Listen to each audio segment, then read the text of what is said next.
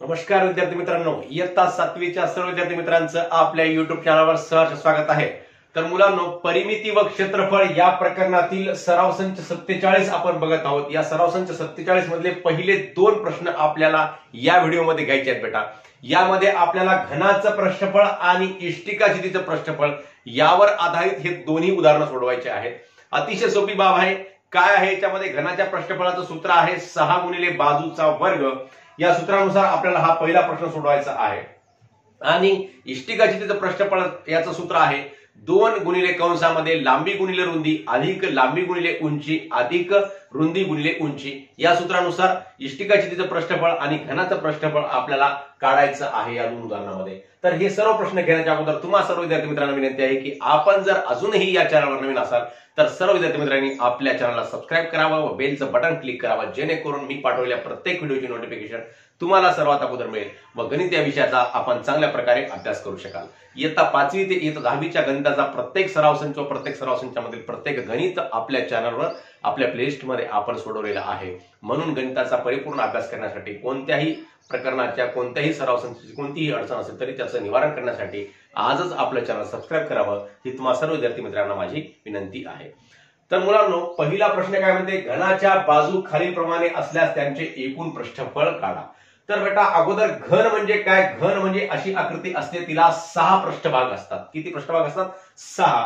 हे एक समोरचा, एक मागचा 2, एक वरचा, एक खालचा 4 आणि एक हे उजवी बाजू आणि एक ही डावी बाजू, असे एकूण 6 पृष्ठभाग असतात बाळांनो। आणि ह्या 6 प्रत्येक पृष्ठभाग कसा असतो? चौरस आकृती असतो। म्हणजेच हे 6 पृष्ठभागात आहेत एकूण आणि प्रत्येक पृष्ठभाग चौरस आकृती आहे। म्हणजेच त्याचं एकूण पृष्ठफळ म्हणजे या एकूण प्रत्येक बाजूचं क्षेत्रफळ किती असतं बेटा? पृष्ठफळ म्हणजे काय? याच्या सर्व बाजूंच्या क्षेत्रफळांची बेरीज असते पृष्ठफळ म्हणजेच। आणि एका बाजूचं पृष्ठफळ काय राहील? एका बाजूचं क्षेत्रफळ काय राहील मुलांनो? तर बाजूचा वर्ग, कारण प्रत्येक बाजू याची कशी आहे? चौरस आकृती आहे। म्हणून एका बाजूचं क्षेत्रफळ, ही समोरची बाजू आहे, समजा ही ABCD असे याला नाव देऊत आपण। हे ABCD हे एकच बाजू घेऊयात आपण। एका बाजूचं क्षेत्रफळ काय राहील बेटा? बाजूचा वर्ग। मग आता याला 6 बाजू आहेत, मग 6 बाजूंच्या क्षेत्रफळांची बेरीज म्हणजेच काय होईल? आता या ठिकाणी 6 गुणिले बाजूचा वर्ग हे याचं एकूण पृष्ठफळाचं सूत्र आहे घनाच्या पृष्ठफळाचं। हे समजून घ्या। हे कसं आलं ते सुद्धा तुम्हाला सांगितलेलं आहे।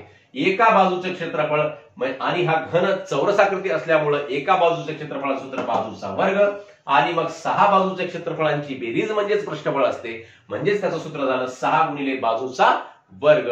हे लक्षामध्ये ठेवा बेटा। मग आता आपण यावर आधारित उदाहरण या ठिकाणी सोडवूया।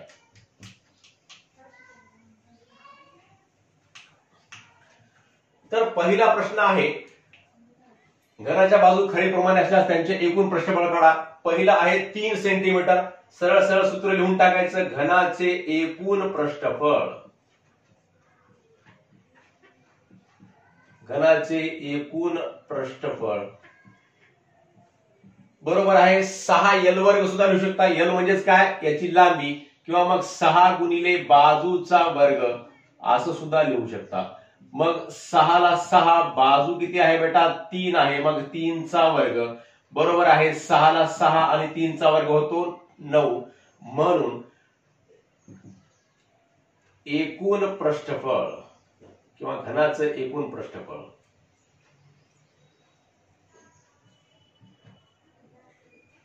म्हणून घनाचे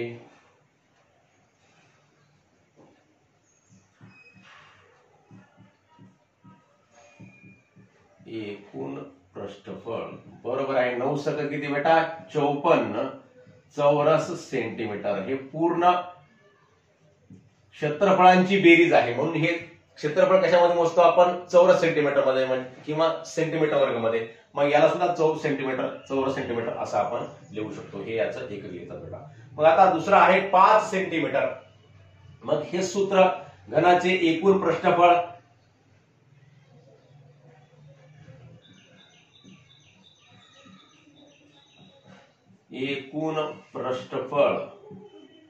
बरोबर आहे, प्रत्येक वेळेस सूत्र तेच लिहायचं 6 गुणिले बाजूचा वर्ग। सूत्र लिहायला विसरायचं नाही। पहिल्यांदा लिहून पुन्हा लिहिण्याची आवश्यकता नाही असं समजू नका. प्रत्येक वेळेस लिहावं लागते, जेणेकरून तुम्हाला चांगल्या प्रकारे पाठ होईल आणि तुम्हाला परीक्षेमध्ये सुद्धा हे सूत्र लिहिल्याशिवाय पूर्ण गुण मिळणार नाहीत. म्हणजेच इथं सूत्र लिहिणं आवश्यकच आहे. 6 गुणिले 5 चा वर्ग किती होतो बेटा? 25 होतो. म्हणजेच आता किती झालंय? एकूण 25 150 चौरस सेंटीमीटर. आता तिसरा आहे या ठिकाणी 7.2 सेंटीमीटर. मग आता याचं सुद्धा सूत्र लिहायचं. घनाचे एकूण पृष्ठफळ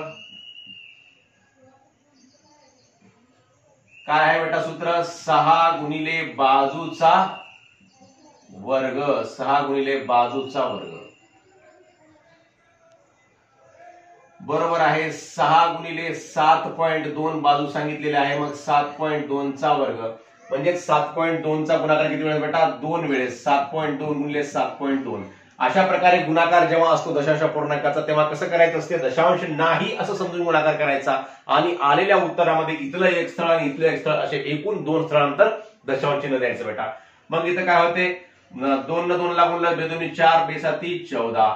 इथं चिन्ह दिले एक 4 च्या खाली आणि 7 आणि 14 ला 4 हातचाला 1 7 49 1 आणि 49 आणि 1 50 म्हणजेच 4 4 आणि 4 8 1 ला 1 5 ला 5 दशांश चिन्ह किती स्थळांतर बेटा? 2 स्थळांतर म्हणजेच 51.84 बरोबर आहे 6 गुणिले 51.84. 7.2 चा वर्ग आला हा 51.84. मग याला परत आता इथं 6 न गुणायचं. 6 चौक 24 ला 4 हातचे आले 2 60 48 आणि 2 50 ला 0 हातचे आले 5 6 1 6 आणि 5 11 ला 1 हातचा आला 1 6 पंचे 30 आणि 1 किती बेटा? 31. आता इथं दशांश स्थळ किती? दशांश चिन्ह किती स्थळांतर आहे? 2 स्थळांतर आहे. मग इथं उत्तरामध्ये सुद्धा 2 स्थळांतर म्हणजेच काय होते बेटा?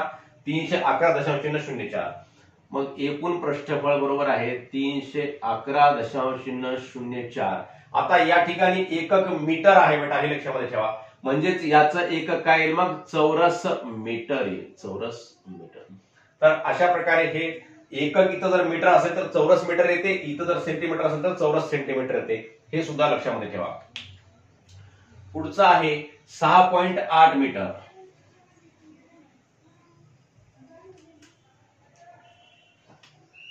तेच सूत्र लिहायचं. घनाचे एकूण पृष्ठफळ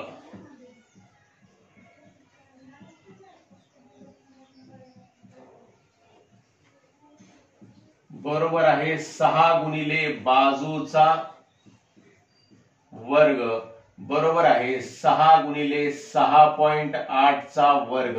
6.8 चा वर्ग म्हणजेच 6.8 चा गुणाकार किती वेळेस बेटा? 2 वेळेस. इथं गुणाकार करूयात 6.8 गुणिले 6.8. 8 8 64 ला 4 हातचे आले 6 8 7 48 आणि 6 54 होतात.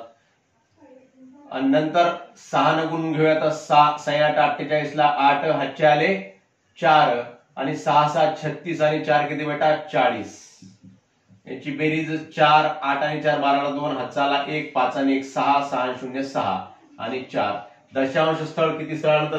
किती स्थळांतर दशांश चिन्ह? तर 2 स्थळांतर म्हणजेच इकडून इथला एक आणि इथला एक 46.24. 6 गुणिले 46.24. मग याचं उत्तर पुन्हा अजून काय येते मुलांनो? 6 न गुण घेऊया त्याला. 6 चौक 24 ला 4 हातचे आले 2 6 दोन्ही 12 आणि 2 14 ला 4 हातचा आला 1 6 6 36 आणि 1 37 ला 7 हातचे आले 3 6 चौक 24 आणि 3 27. आता दशांश किती स्थळांतर द्यायचं मुलांना? 2 स्थळांतर. इथं 2 स्थळांतर आहे म्हणून मग इथून 1 2 म्हणजे 277 दशांश चिन्ह 4 4 हे याचं काय येते? पृष्ठफळ येते. म्हणजे चौरस मीटर हे एकक लिहायचं आणि याला अशा प्रकारे सोडवायचं. पुढचा शेवटचा उपप्रश्न आहे 5.5 मीटर आहे या घनाची बाजू. तर त्याचं पृष्ठफळ किती असेल? एकूण घनाचे एकूण पृष्ठफळ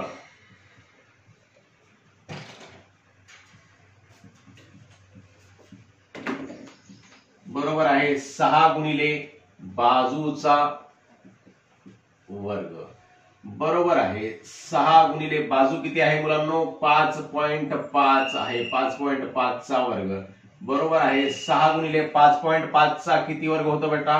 5.5 गुणिले 5.5, मग इथं 5 5 25 ला 5 हातचे आले 2, 5 5 25 आणि 2 किती 27 होतात बेटा. आणि 5 5 25 ला परत हेच गुणाकार येतो 275, तोच गुणाकार लिहायचा आणि यांची बेरीज करायची. 5 7 5 12 ला 2 हातचा आला 1, 2 1 3 3 7 10 ला 0, 10 ला 0 हातचा आला 1, 2 आणि 1 3, 3025. म्हणजेच इथं दशांश किती स्थळांतर द्यायचं मुलांनो 2 स्थळांतर, म्हणजेच 30.25. 6 गुणिले 30.25 हे याचं उत्तर येते. मग याचा गुणाकार 6 पंचे 30 ला 0 हातचे आले 3, 7 12 आणि 3 15 ला 5 हातचा आला 1, 6 0 0 आणि 1 1, 2 12 3 18. मग इथं दशांश चिन्ह किती स्थळांतर 2 स्थळांतर आणि याचं उत्तर लिहायचं. मग काय लिहायचं चौरस मीटर. तर अशा प्रकारे या आपण 5 प्रश्न या ठिकाणी सोडवले. घरांचं एकूण प्रश्नफळ काढलेलं आहे. कसं 6 गुणिले बाजूचा वर्ग, अतिशय सोपं सूत्र आहे. या सूत्रामध्ये किमती ठेवल्या आणि गुणाकार केला तर आपल्याला याचं उत्तर प्राप्त झालेलं आहे. लगेच आपण इष्टिकाची तिचं प्रश्नफळ कसं काढायचं यावर आधारित उदाहरणं सोडवूयात. तर मुलांनो दुसरा प्रश्न काय म्हणते या ठिकाणी, खाली इष्टिकाची तिची लांबी, रुंदी व उंची अनुक्रमे दिलेली आहे. त्यावरून त्यांचे एकूण प्रश्नफळ काढा. आता इष्टिकाची ती बेटा अशा प्रकारची इष्टिकाची ती असते. आपण पूर्वी घनाचं प्रश्नफळ कसं काढायचं ते बघितलं होतं, त्याचं सूत्र कसं तयार झालं ते बघितलं. आता या ठिकाणी इष्टिकाची चित्र सुद्धा कसे असतात, 6 एकूण पृष्ठभाग असतात. हे वरचा पृष्ठभाग, खालचा पृष्ठभाग, उजव्या बाजूचा, डाव्या बाजूचा आणि समोरचा पृष्ठभाग आणि मागचा पृष्ठभाग असे एकूण 6 पृष्ठभाग असतात. आणि या प्रत्येक पृष्ठभागाचं क्षेत्रफळ म्हणजेच या सर्व पृष्ठभागांच्या क्षेत्रफळांची बेरीज म्हणजे इष्टिकाची तिचे एकूण पृष्ठफळ असते बेटा. मग आता हे समोरचा जे पृष्ठभाग आहे, मग याचं पृष्ठफळ काय आहे, याचं क्षेत्रफळ काय आहे, लांबी गुणिले रुंदी. मग लांबी गुणिले रुंदी म्हटल्यानंतर याची लांबी इथं आहे आणि इथं काय, ही काय आहे बेटा उंची आहे. म्हणजे लांबी गुणिले उंची. इथं काय आहे, रुंदी गुणिले उंची. आणि लांबी गुणिले रुंदी इथं खालच्या पृष्ठभागाला काय आहे, लांबी गुणिले रुंदी. अशा प्रकारे 3 म्हणजे समोरचा पृष्ठभाग आणि मागचा पृष्ठभाग असा ही एक जोडी होते.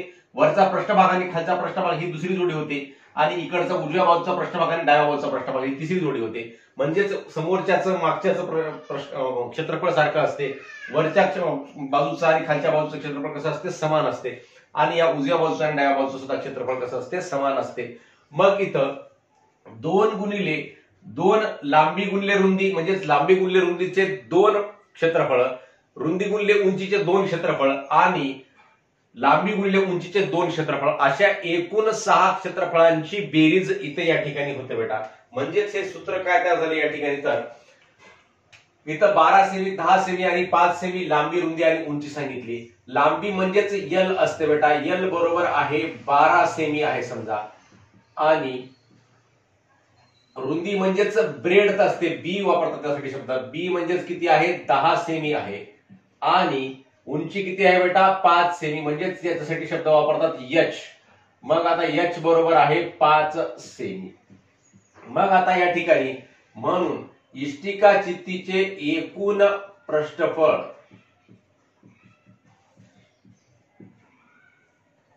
इष्टिका चित्तीचे एकूण पृष्ठफळ बरोबर आहे.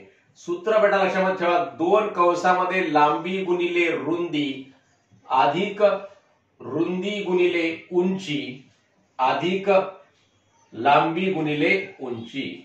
तर हे सूत्र आहे बेटा, हे सूत्र लक्षामध्ये ठेवायचं. म्हणजेच हे 2 पृष्ठभाग आहेत. कोणते आहेत 2 पृष्ठभाग, लांबी गुणिले रुंदीचे 2 पृष्ठभाग आहेत, रुंदी गुणिले उंचीचे 2 पृष्ठभाग आहेत आणि लांबी गुणिले उंचीचे सुद्धा 2 पृष्ठभाग आहेत. अशा प्रकारे या सर्व पृष्ठभागांचे क्षेत्रफळांची बेरीज म्हणजेच इष्टिका चित्तीचं एकूण पृष्ठफळ असते. अशा प्रकारे हे सूत्र तयार झालेलं आहे बेटा, हे लक्षामध्ये ठेवायचं. आपल्याला हे सूत्र कसं तयार झालं या ठिकाणी मी सांगण्याचा प्रयत्न केलेला आहे.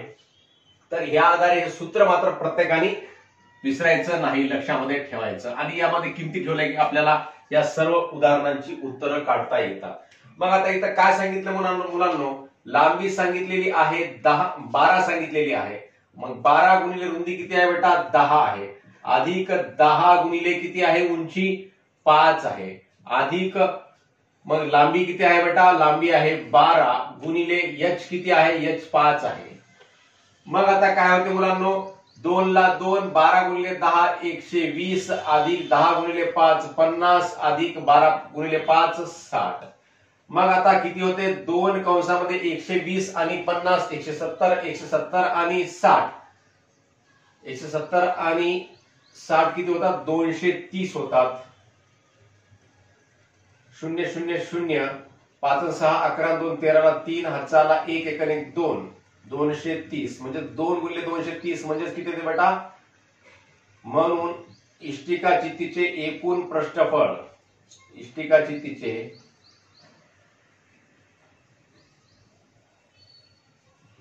एकूण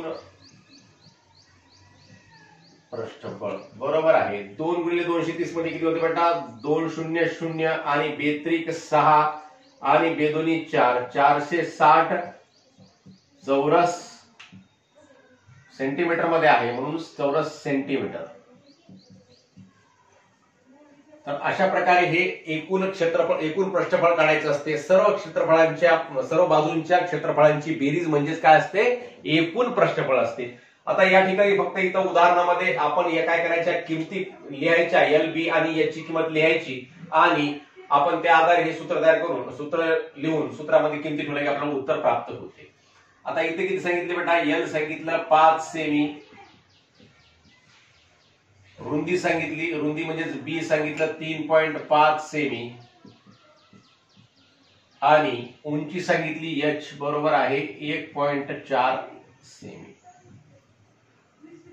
तर बेटा हे सूत्र लिहित असताना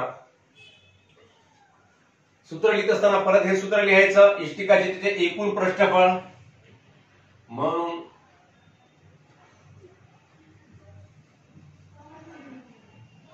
इष्टिका चित्तीचे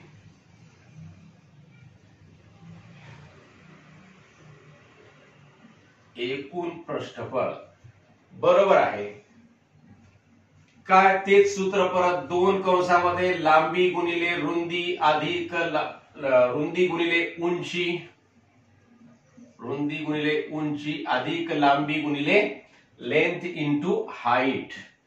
एल म्हणजे लेंथ, बी म्हणजे ब्रेड्थ आणि एच म्हणजे हाईट असा याचा अर्थ होतो. मग आता इथं 2 कंसामध्ये लांबी किती आहे मुलांनो, 5 आहे, रुंदी किती आहे 3.5 आहे अधिक रुंदी 3.5 गुणिले हाईट किती आहे 1.4 आहे अधिक इथं लांबी किती आहे 5 आहे बेटा आणि उंची किती आहे 1.4 आहे. तर याचा आपण इथं कॅल्क्युलेशन करून घ्यायचं. 2 ला 2, 5 5 25 ला 5 हातचे आले 2, 5 3 15 आणि 2 किती बेटा 17 म्हणजे 17.5 अधिक 3.5 गुणिले 1.4 14 75 ला 0 हातचे आले 14 75 ला 0 हातचे आले 7 14 2 18 14 3 42 42 आणि 7 किती 49 आणि इथं दशांश चिन्ह किती स्थळांतर आहे बेटा, इथले एक स्थळ आणि इथले एक स्थळ म्हणजे एकूण 2 स्थळ म्हणजे 4.90 अधिक 14 75 आणि दशांश चिन्ह किती स्थळांतर एका स्थळांतर म्हणजे 7.0 7.0 असंही आपण याला म्हणू शकतो. बरोबर आहे. 2 कंसामध्ये आता या सगळ्यांची बेरीज करा.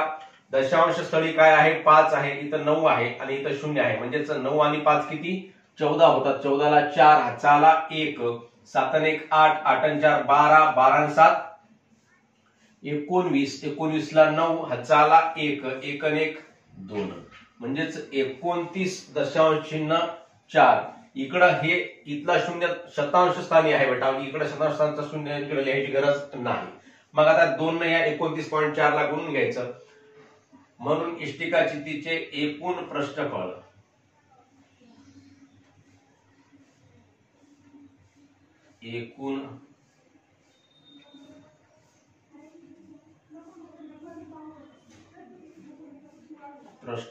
बरोबर आहे. बेचोक 8 आणि 92 18 ला सुद्धा 8 हाताला 1 बेदोनी 4 आणि 1 किती बेटा 5 म्हणजेच 58.8 चौरस सेंटीमीटर. चौरस सेंटीमीटर हे त्याचं एकूण पृष्ठफळ झालं. आता पुढचे माप आहे 2.5 मीटर, 2 मीटर आणि 2.4 मीटर. तर या ठिकाणी बेटा पुस्तकामध्ये आपल्याला माप याचं थोडस इथं सेंटीमीटर दिलेलं आहे, सेंटीमीटर, आणि सेंटीमीटर नुसार जर आपण गणित केलं तर तसंही गणित करता येते, परंतु हे खूप कॅल्क्युलेशन अवघड आहे, तुमच्या लेवलला करता येते, त्याचं उत्तर प्राप्त होत आहे, परंतु ते उत्तर आलेलं उत्तर आपल्या दिलेल्या उत्तराशी मॅच होत नाही, दिलेल्या उत्तराशी बरोबर येत नाही. याचं जर माप आपण सेंटीमीटर मध्ये घेतलं तर, म्हणून या ठिकाणी मीटर मध्ये जर माप घेतलं बेटा तर उत्तर आपलं जे उत्तर मागे दिलेलं आहे त्याच्याशी हे उत्तर जुळत आहे, म्हणून इथं मी मुद्दाम मीटर मध्ये माप घेतलेलं आहे आणि तुम्हाला या ठिकाणी सांगत आहे, जेणेकरून तुम्हाला इथं चूक झालेली आहे असं वाटून नये. तर बेटा इथं काय आहे, हे एल आहे, चुकून प्रिंट मिस्टेक ना इथं सेंटीमीटरचं मीटर झाले असेल किंवा मग उत्तर तरी शेवटी मागचं चुकलं असेल, काहीतरी असेल, पण आपण या ठिकाणी मग या प्रश्नामध्ये थोडासा बदल करून घेतला, सेंटीमीटरच्या ऐवजी आपण मीटर लिहिलेलं आहे. मग इथं एल किती आहे बेटा, 2.5 मीटर, 2.5 मीटर, आणि ब्रेड किती आहे 2 मीटर, आणि 2.4 मीटर एच लांबी, रुंदी व उंची. म्हणून इष्टिका चितीचे एकूण पृष्ठफळ, तेच सूत्र परत बेटा, इष्टिका चितीचे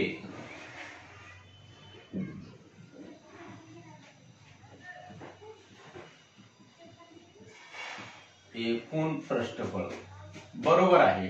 तर सूत्र इथे लिहूया, 2 कंसामध्ये लांबी गुणिले रुंदी अधिक रुंदी गुणिले उंची अधिक लांबी गुणिले उंची. मग आता याचं किंमत ठेवूया बेटा, 2 कंसामध्ये लांबी किती सांगितलेली आहे, लांबी आहे 2.5 आणि रुंदी आहे 2 अधिक रुंदी आहे इथं 2 गुणिले उंची आहे 2.4 अधिक लांबी आहे बेटा 2.5 गुणिले उंची आहे 2.4. मग मुलांना 2 कंसामध्ये 2.5 गुणिले 2, 25 दोन्ही किती होतं बेटा, 25 दोन्ही होतात 50. इथं दशांश चिन्ह नाही असं समजून गुणाकार करायचा आणि आलेल्या उत्तरामध्ये नंतर मग दशांश चिन्ह द्यायचं, म्हणजे त्याचं उत्तर 5.0 येते. अधिक 24 दोन्ही किती बेटा 48, म्हणजे 4.8, कारण एका स्थळावर दशांश चिन्ह आहे. अधिक 25 गुणिले 24 चा गुणाकार करा, 25 चोक 100 ला 0, हातचे आले 10, 25 दोन्ही 50 आणि 10 किती बेटा 60, आणि इथला एक स्थळ दशांशाचा आणि इथला एक स्थळ, एकूण 2 स्थळ झाले, म्हणजे 6.00 झाला बेटा. मग आता बरोबर आहे 2 कंसामध्ये इथं दशांश स्थानी 0 आहे, इथं 8 आहे, इथं सुद्धा 0 आहे, म्हणजेच दशांश स्थानानंतर काय येते बेटा 8 0 0 ची बेरीज येते 8च येते या ठिकाणी. मग इथं 8 लिहूयात, आणि 4 आणि 6 10, 10 आणि 5 किती बेटा 15 होतात, 15.8. मग याचं उत्तर येते, म्हणून इष्टिका चितीचे एकूण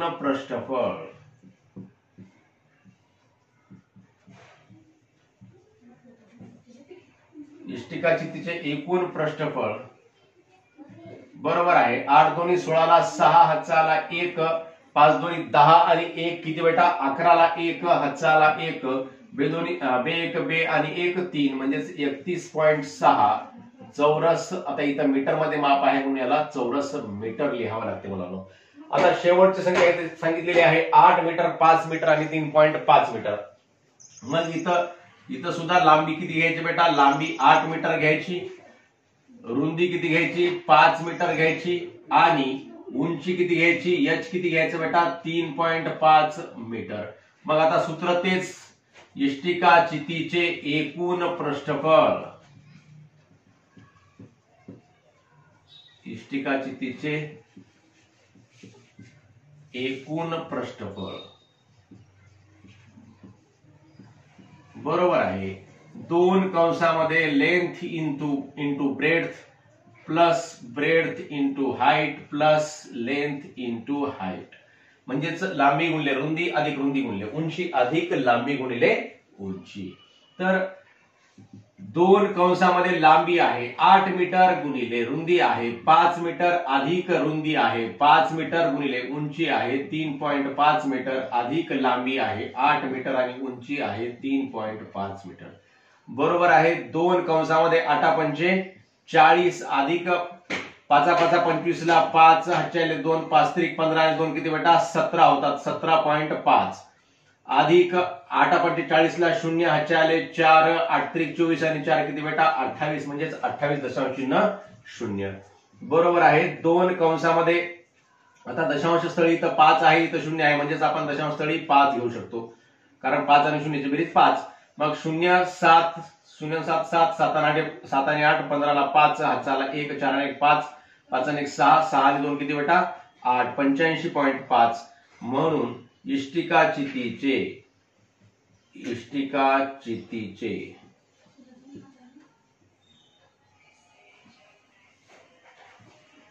एकूण पृष्ठफळ बरोबर आहे. आता 2 चा आणि 85.5 चा गुणाकार करायचा. 2 पंचे 10 ला 0 हातचाला 1 2 पंचे 10 आणि 1 11 ला 1 हातचाला 1 2 8 16 आणि 1 किती बेटा 17 म्हणजेच 171.0 चौरस मीटर म्हणजेच 171 चौरस मीटर हे याचं उत्तर येते. तर अशा प्रकारे मुलांनो सराव संच 47 मधील पहिले 2 प्रश्न म्हणजे घनाचं एकूण पृष्ठफळ कसं काढायचं आणि इष्टिका चितीचं एकूण पृष्ठफळ कसं काढायचं हे विविध उदाहरणाद्वारे आपण या ठिकाणी शिकलेलं आहे. तुम्हा सर्वांना हे सर्व उदाहरणं समजले असतील आवडले असतील तर नक्की आपल्या मित्रांना शेअर करा व व्हिडिओवर लाईक्स व कमेंट सुद्धा अवश्य करा. पुन्हा भेटूयात पुढील उदाहरणासोबत. धन्यवाद.